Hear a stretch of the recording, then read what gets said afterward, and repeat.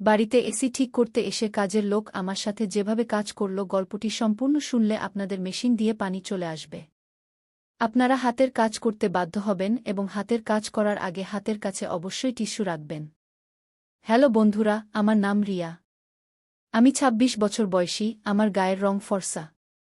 লম্বা কালো চুল যা আমার কোমরের নিচে থাকে। আমার চোখ, হ্যাঁ, সেগুলো একটু মাদকতার স্বরূপ, আমার কলেজের বন্ধুরা এমনটাই বলত। আর আমার ফিগার, এতটুকু বলি, যখন আমি জিন্স আর টপ পরে কলেজে যেতাম ছেলেরা ঘুরে ঘুরে তাকাত। কিন্তু আমি সেই ধরনের মেয়ে নই যে কারও প্রশংসায় গলে যায়। আমি দিল্লিতে থাকি। আমার পরিবার একদম সাধারণ মধ্যবিত্ত পরিবার। বাবা সরকারি অফিসে কেরানি, সবসময় ফাইল আর মিটিংয়ে ডুবে থাকেন। মা গৃহিণী, আর ঘর সামলাতেই তার জীবন কেটে যায়। আমার দাদিও আমাদের সঙ্গে থাকেন, তিনি বাড়ির সবচেয়ে কড়া পুলিশ, ছোটবড় সব বিষয়ে তার নজর থাকে। আর হ্যাঁ, আমার একটি ছোট ভাইও আছে যে স্কুলে পড়ে। আমি একটি প্রাইভেট কলেজে এমএ করছি। কলেজের জীবন আমাকে অনেক কিছু শিখিয়েছে। সেখানে বন্ধুদের সংসর্গে আমি একটু বেপরোয়া হয়ে গিয়েছিলাম, হয়তো একটু বেশি করেই। কলেজে ছেলেদের সঙ্গে ফ্লার্ট করা, রাত পর্যন্ত পার্টিতে যাওয়া, আর একটু মজা করা আমার জীবনের অংশ হয়ে গিয়েছিল। বছরটা ছিল যখন গ্রীষ্ম তার চরমে, দিল্লির রাস্তায় রোদ এমন জ্বলছিল যে মনে হচ্ছিল আকাশ থেকে আগুন বৃষ্টি হচ্ছে। কলেজের ছুটি শুরু হয়ে গিয়েছিল, আর আমি বাড়িতেই ছিলাম, বাইরে বেরোতে মন চাইছিল না। গরমের কারণে আমি বেশিরভাগ সময় আমার রুমে এসি চালিয়ে বসে থাকতাম। আমাদের বাড়ির এসি গত কয়েকদিন ঠিকভাবে কাজ করছিল না, বাতাস বেরোতো ঠিকই কিন্তু ঠান্ডা ছিল না। মা কয়েকবার বাবাকে বলেছিলেন, এসির সার্ভিস করিয়ে নাও, গরমে থাকা যাচ্ছে না। কিন্তু বাবা তার অফিসের কাজে এত ব্যস্ত ছিলেন যে বিষয়টা পিছিয়ে যাচ্ছিল। এক সকালে বাবা অফিসে যাচ্ছিলেন, মা আবার মনে করিয়ে দিলেন, শোনো, আজ এসিরওয়ালাকে ডেকে নাও। বাবা হ্যাঁ বলে মাথা নাড়লেন, আর পকেট থেকে ফোন বের করে একটি নম্বর ডায়াল করলেন। সেই নম্বর ছিল বিজয়ের। বিজয় আমাদের এলাকায় এসি, ফ্রিজ আর ওয়াশিং মেশিন ঠিক করার কাজ করত।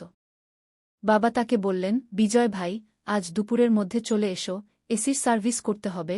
আমি সেই সময় আমার রুমে ছিলাম, বাবার কথা শুনলাম কিন্তু বেশি মনোযোগ দিইনি। আমি আমার ফোনে ইনস্টাগ্রাম স্ক্রোল করছিলাম। গরমের কারণে আমি একটি ঢিলা টপ আর শর্টস পরেছিলাম। আমার চুল উঁচু করে বাঁধা ছিল।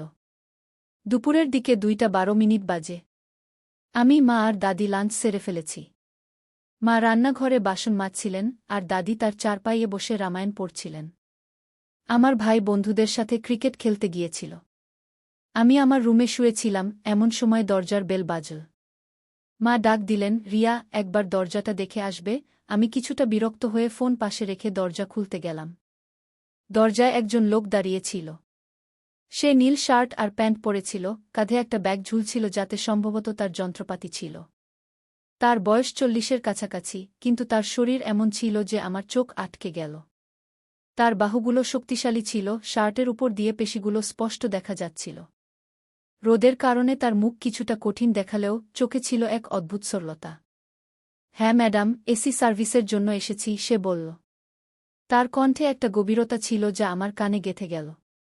আমি তাকে উপর থেকে নিচে দেখে হালকা করে হেসে বললাম, ভিতরে আসুন। সে ভিতরে এলো এবং ড্রয়িং রুমে রাখা এসির দিকে এগিয়ে গেল। আমি দরজা বন্ধ করে আমার রুমের দিকে যেতে লাগলাম, কিন্তু আমার পা যেন ভারী হয়ে গেল। মাথায় তখন অন্য সব চিন্তা ঘুরপাক খাচ্ছিল। আমি ভাবলাম, এই লোকটার মধ্যে কিছু আছে। আমি রান্নাঘরে গিয়ে মাকে বললাম, মা, আমি আমার রুমে যাচ্ছি, কিছু দরকার হলে বলবেন। মা বললেন, ঠিক আছে, কিন্তু খেয়াল রাখো, বাড়িতে অচেনা লোক আছে। আমি হেসে বললাম, মা, বাবা ডেকেছে, কি হবে? কিন্তু মনে তখন অন্য কথা। আমি রুমে গেলাম, কিন্তু দরজা একটু খুলে রেখে দিলাম। সেখান থেকে ড্রয়িং রুমে সেই লোকটিকে স্পষ্ট দেখতে পাচ্ছিলাম। সে তার ব্যাগ খুলে এসির সার্ভিস শুরু করল। তার শার্টের হাতা গুটানো ছিল, কাজ করার সময় পেশিগুলো ফুলে উঠছিল। আমি চুপি চুপি তাকে দেখছিলাম। আমার বুকটা একটু দ্রুত কাঁপতে লাগল। বিজয় তার কাজে মগ্ন ছিল। সে এসির ফিল্টার খুলে তা পরিষ্কার করার জন্য একটা কাপড় চাইল। ড্রয়িং রুম থেকে সে ডাক দিল, কেউ আছেন? একটা কাপড় দিন তো। আমি সুযোগ পেয়ে গেলাম। রুম থেকে বেরিয়ে রান্নাঘর থেকে একটা পরিষ্কার কাপড় নিয়ে তার কাছে গেলাম। কাপড় দিতে গিয়ে ইচ্ছে করে আমার আঙুল তার হাত স্পর্শ করল। তার হাত ছিল গরম আর শক্ত। আমার হৃদস্পন্দন আরও বেড়ে গেল। কিন্তু বিজয় কোনো বিশেষ প্রতিক্রিয়া দেখাল না। সে কাপড় নিয়ে ধন্যবাদ জানিয়ে আবার কাজে লেগে গেল। আমি একটু রাগ হলাম, ভাবলাম এত সোজা কি করে হতে পারে। আমি আবার রুমের দিকে চলে গেলাম, কিন্তু এবার আমার টপ একটু আরও ঢিলা করে নিলাম। ভাবলাম যদি এটা ইশারা না বুঝে তবে আরও কিছু করতে হবে। আমি আবার ড্রয়িং রুমে গেলাম এবং অকারণে সেখানে রাখা ম্যাগাজিন তুলতে লাগলাম। ম্যাগাজিন তোলার সময় ইচ্ছে করে একটু ঝুঁকলাম যাতে বিজয়ের নজর আমার দিকে পড়ে, কিন্তু সে তার কাজে এতটাই মগ্ন ছিল যে আমার দিকে তাকায়ও নাই। এবার আমি একটু চ্যালেঞ্জ অনুভব করলাম। ভাবলাম দেখি তুমি কতটা সোজা থাকতে পারো। বিজয় কাজ শেষ করে এসি চেক করার জন্য চালু করল। ঠান্ডা হাওয়া বেরুতে লাগল। সে মাকে ডেকে বলল, ভাবি কাজ হয়ে গেছে, এখন ঠিক আছে কি? মা খুশি হয়ে বললেন, বাহ বিজয় ভাই, আপনি তো কামাল।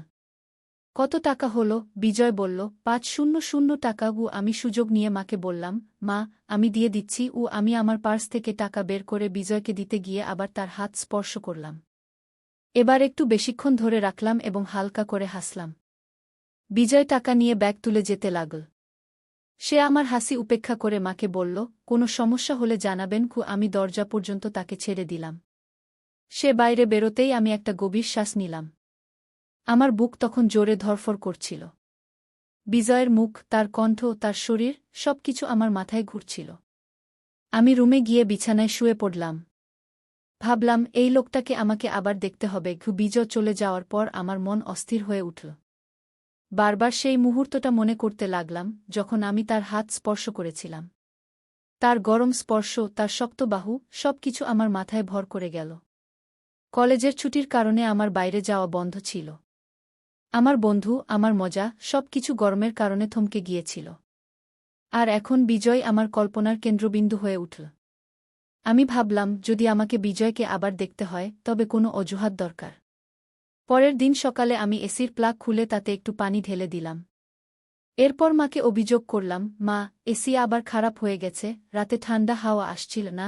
মা বিরক্ত হয়ে বললেন, এখনই তো সার্ভিস হলো, চলো বিজয়কে আবার ডাকো। আমি মনে মনে হাসলাম, হ্যাঁ মা, আপনি বাবাকে বলুন। বাবা বিজয়কে। তাকে ফোন করে আবার ডাকলাম। এবার আমি আগে থেকে প্রস্তুতি নিয়ে রেখেছিলাম। আমি হালকা মেকআপ করলাম এবং একটু টাইট একটি ড্রেস পরলাম। আমি চাইছিলাম বিজয়ের দৃষ্টি আমার দিকে আকর্ষণ হোক। বিজয় দুপুরে আবার এল। আমি দরজা খুলে তাকে মিষ্টি হাসি দিয়ে ভিতরে ডাকলাম। সে তার সেই সহজ সরল উত্তর দিল, জি। এসিতে কি সমস্যা? আমি কৃত্রিমভাবে সমস্যা দেখিয়ে বললাম, জানি না, কাল রাত থেকে একদম ঠান্ডা করছে না। বিজয় এসি চেক করে দেখল, তাতে পানি ভরে গেছে। সে মাকে বলল, ভাবি এতে পানি চলে গেছে, হয়তো কেউ ভুল করে ঢেলে দিয়েছে। আমি মিথ্যা নির্দোষতা দেখিয়ে বললাম, আরে এটা কিভাবে হলো? হয়তো আমি ভুলে কিছু করে ফেলেছি। বিজয় কোনো সন্দেহ করল না এবং কাজ শুরু করে দিল। আমি আবার লুকিয়ে লুকিয়ে তাকে দেখতে লাগলাম। এবার আমি এক গ্লাস পানি নিয়ে তাকে দেওয়ার বাহানায় তার কাছে গেলাম। পানি দিতে গিয়ে আমি ইচ্ছে করে গ্লাসটি একটু নড়ালাম যাতে পানি তার শার্টে পড়ে যায়। আরে সরি সরি, আমি কৃত্রিম আফসোস প্রকাশ করে আমার দুপাট্টা দিয়ে তার শার্ট মুছতে লাগলাম। আমি ইচ্ছে করে তার বুক স্পর্শ করলাম। বিজয় একটু অস্বস্তি বোধ করল এবং পিছিয়ে গিয়ে বলল, কোনো ব্যাপার না, আমি ঠিক করে দিচ্ছি। আমি মনে মনে ভাবলাম, কিভাবে এত সোজা হতে পারে। আমার মন এখন বিজয় ছাড়া শান্তি পাচ্ছিল না। তারপর পরের সপ্তাহে আমি ওয়াশিং মেশিন ইচ্ছে করে খারাপ করে দিলাম। পাইপটি আলগা করে দিলাম যাতে তা পানি লিক করতে থাকে। মাকে অভিযোগ করলাম এবং তিনি বাবাকে বলে বিজয়কে আবার ডাকলেন। আমার মনে এক অদ্ভুত অস্থিরতা ছিল। আমি চাইছিলাম বিজয় আমার দিকে মনোযোগ দিক, আমার কথা বুঝুক। কিন্তু সে প্রতিবারের মতোই সহজ সরল রয়ে গেল। যখন বিজয় এল, আমি দরজা খুললাম। আমি একটি টাইট কুর্তি এবং জিন্স পরেছিলাম, হালকা মেকআপ এবং আমার চুল খোলা ছিল। তাকে দেখে হেসে বললাম, আইয়ে বিজয় ভাইয়া, এবার ওয়াশিং মেশিন খারাপ হয়ে গেছে। বিজয় তার সেই সহজ সরল হাসি দিল এবং বলল, জি দেখাই তো কি সমস্যা। আমি তাকে ওয়াশিং মেশিনের কাছে নিয়ে গেলাম। সে কাজে ব্যস্ত হয়ে পড়ল। আমি তার চারপাশে ঘুরতে লাগলাম, কখনো তাকে পানির গ্লাস দেওয়ার অজুহাতে, কখনো অকারণে কিছু জিজ্ঞাসার বাহানায়। আমি চাইছিলাম সে আমার দিকে তাকাক, আমার কথায় মন দিক। কিন্তু সে তার কাজে এতটাই মগ্ন ছিল যে আমার সব চেষ্টা ব্যর্থ হয়ে যাচ্ছিল। আমি আরেকবার চেষ্টা করলাম যখন সে মেশিনের কাছে ঝুঁকেছিল। আমি ইচ্ছে করে তার কাছাকাছি গিয়ে বললাম, বিজয় ভাইজা, এই মেশিন কেন খারাপ হলো? আমি আমার কণ্ঠস্বর একটু নরম ও মিষ্টি করে রাখলাম। বিজয় আমার দিকে না তাকিয়েই বলল, হয়তো ব্যবহার বেশি হচ্ছে, আমি ঠিক করে দিচ্ছি। ও আমার রাগ হলেও তার সরলতা আমাকে আরও আকর্ষণ করছিল। আমি ভাবলাম, এবার তো আমি তোমাকে আমার দিকে তাকাতেই বাধ্য করব। যখন বিজয় কাজ শেষ করল, আমি মাকে বললাম, মা, আমি টাকা দিয়ে দিচ্ছি। আমি পার্স থেকে টাকা বের করে বিজয়কে দিতে গিয়েও আবার তার হাত ছুঁইলাম। এবার আমি একটু বেশি সময় ধরে তার হাত ধরলাম এবং হালকা করে হাসা দিলাম। আমি বললাম, বিজয় ভাইয়া, আপনি এত ভালো কাজ করেন, পরের বারও আপনাকেই ডাকব। বিজয় হালকা করে মাথা নাড়ালেন এবং বললেন, জি, ধন্যবাদ। কিন্তু এবার আমি তার সাথে কথা বলার চেষ্টা করলাম। আমি বললাম, বিজয় ভাইয়া, আপনার নম্বর পেতে পারি? মানে, যদি আবার কিছু খারাপ হয় গি। বিজয় একটু অস্বস্তি নিয়ে বললেন, জি, আপনি বাবুজিকে বলবেন, তিনি আমাকে ডাকবেন কি। এবং সে তার ব্যাগ নিয়ে চলে গেল। আমার রাগও হল, হাসিও পেল। এই মানুষটি এত সরল কিভাবে হতে পারে? কিন্তু তার সেই সরলতাই আমাকে আরও পাগল করে তুলছিল। আমি আমার ঘরে গিয়ে বিছানায় শুয়ে পড়লাম। আমার মাথায় শুধু বিজয়ের মুখ ঘুরছিল, তার শক্ত হাত, তার গভীর কণ্ঠ, আর সেই সরল হাসি। কিন্তু বন্ধুরা, আমি জানতাম না যে আমার এইসব কাজ কারও নজরে পড়ে গেছে। দাদির সন্দেহ হচ্ছিল। সে দেখছিল যে যখনই বিজয় আসে আমি অকারণে ড্রয়িং রুমে ঘুরে বেড়াই। আমার পোশাক, আমার আচরণ, সবকিছু বদলে যেত। একদিন দাদি মাকে বলল, এই মেয়েটার দিকে নজর রাখো, কিছু গোলমাল মনে হচ্ছে। মা হেসে উড়িয়ে দিলেন, আরে মা, আপনি আর রিয়া তো এমনই। কিন্তু দাদির সন্দেহ গভীর হতে লাগল, আর আমি আমার আবেগে এতটাই অন্ধ হয়ে গিয়েছিলাম যে কিছুই দেখতে পাচ্ছিলাম না। বিজয় চলে যাওয়ার পর আমার মন আরও অস্থির হয়ে উঠল। আমি দিনরাত শুধু তারই কথা ভাবতাম। কলেজের ছুটির কারণে আমার বাইরে যাওয়া বন্ধ ছিল।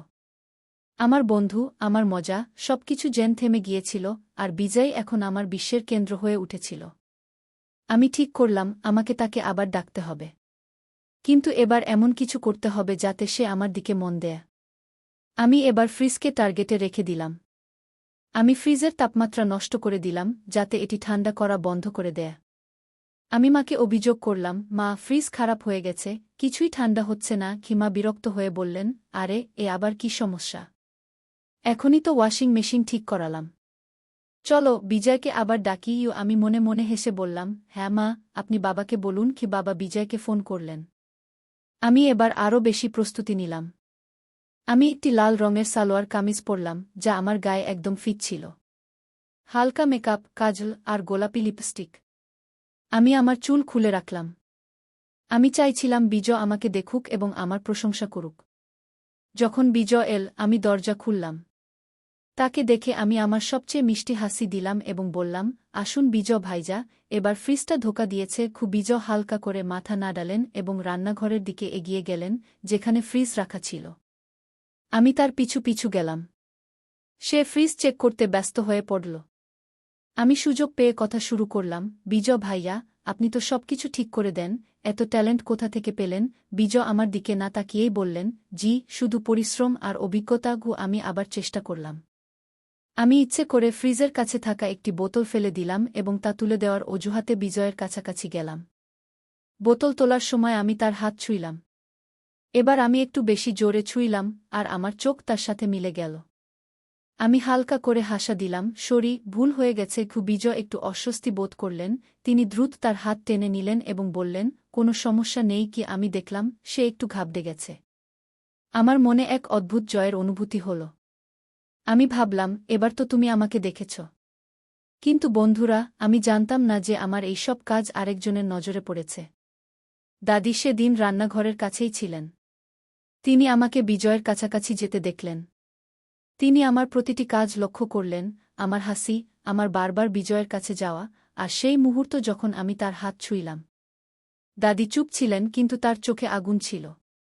বিজয় ফ্রিজ ঠিক করে আর মায়ের কাছ থেকে টাকা নিয়েও আমি আবার টাকা দেওয়ার অজুহাত করলাম।